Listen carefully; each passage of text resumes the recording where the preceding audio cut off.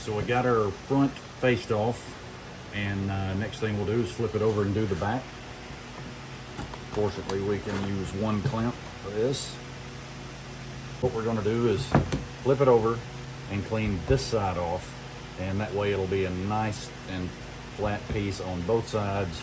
And then we're going to turn the workpiece this way, attach the laser to the spindle, and laser a really cool graphic on the front here. So